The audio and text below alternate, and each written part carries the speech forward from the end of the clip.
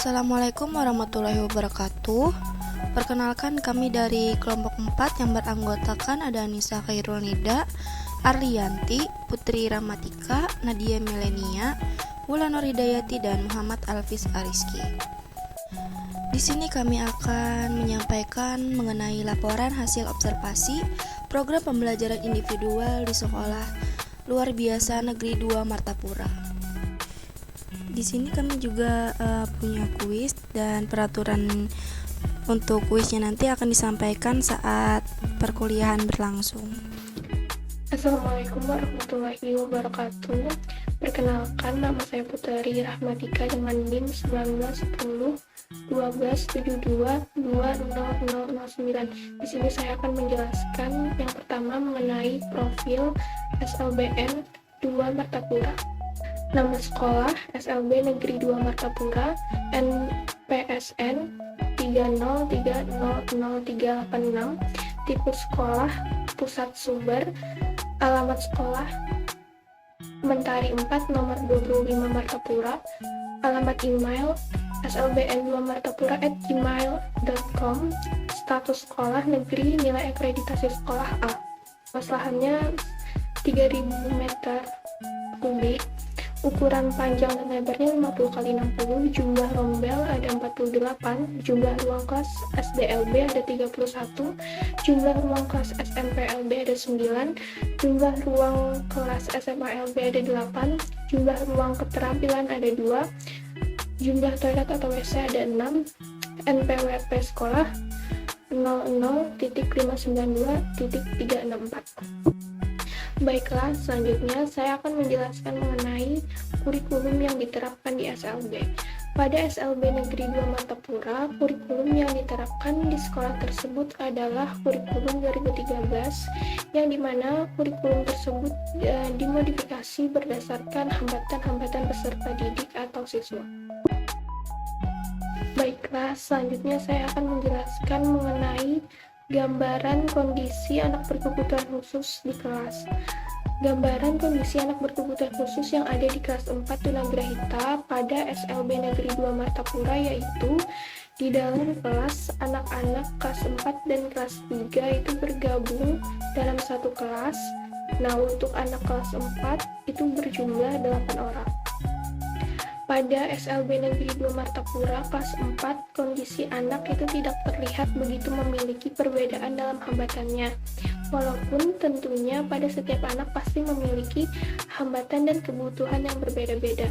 Menurut wawancara pada wali kelas 4 Tunagrahita, yang terlihat jelas perbedaannya adalah dalam mengenal abjad. Misalnya, ada anak yang hanya dapat mengingat atau mengenal abjad A sampai F, dan ada anak yang hanya dapat mengingat atau mengenal abjad A sampai N, A sampai M, dan A sampai H.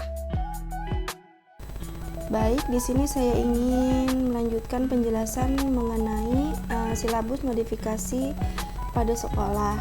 Dalam penyusunan dan penerapan silabus modifikasi yang terlibat yaitu adalah guru kelas.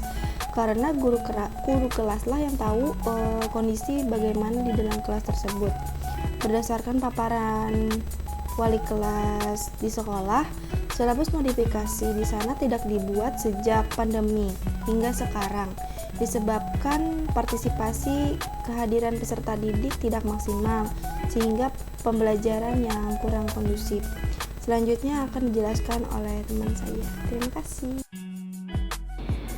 Penerapan RPP modifikasi selama ini. Nah, jadi untuk RPP modifikasi ini dibuat untuk sebagai panduan ataupun pedoman dalam melaksanakan tahapan baik secara teori maupun praktek pada pembelajaran kepada anak tunagrahita di kelas 4 yang ada di sekolahan SLB Negeri 2 Martapura, sehingga sarana yang ditunjang pada pembelajaran ini dapat tersampaikan dengan baik kepada siswa yang ada di kelas 4 dan di sekolah SLB 2 Martapura yang terlibat dalam penyusunan RPP modifikasi yang ada di SLB N2 Martapura ini, yaitu guru kelasnya saja.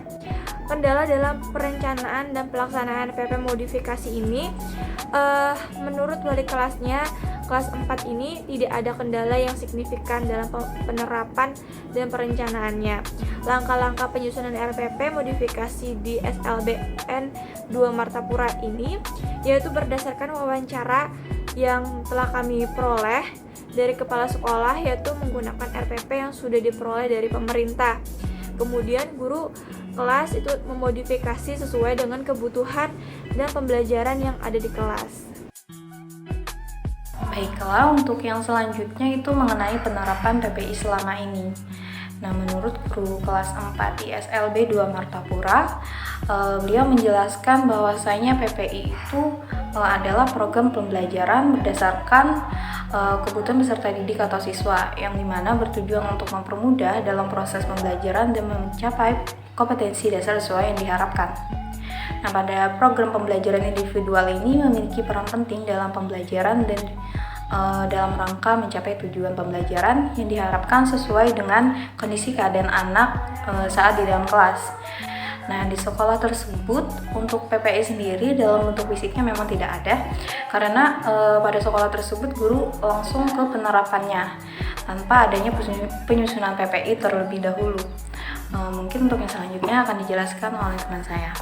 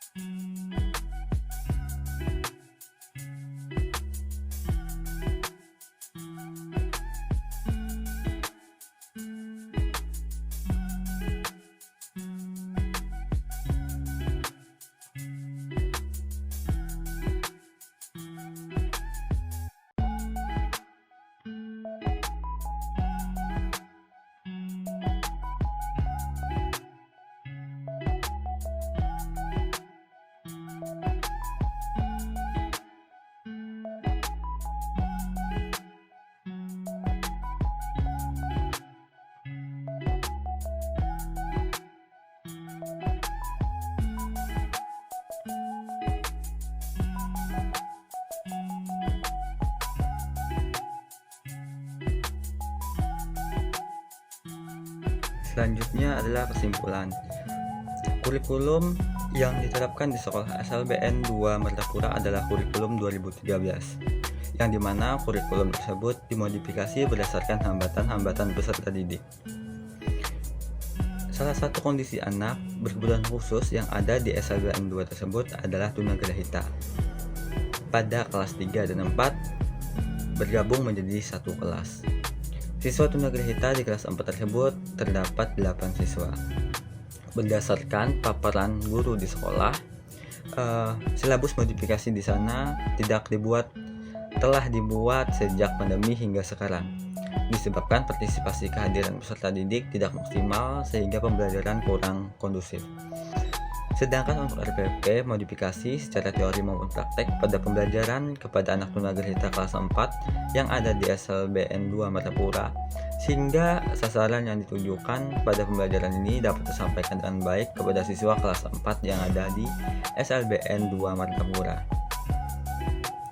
Untuk pelaksanaan RPP modifikasi, menurut wali kelas 4 tidak ada kendala yang signifikan dalam penerapan dan perencanaannya. Untuk program pembelajaran individual dilaksanakannya secara langsung saat pembelajaran.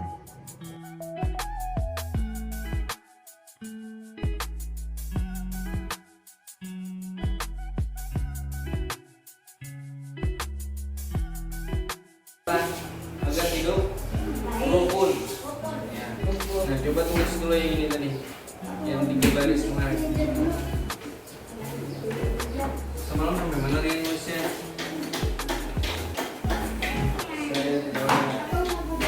Saya selesaikan 3 baris ini yang ditulis. Pian kelas 3 11 ini.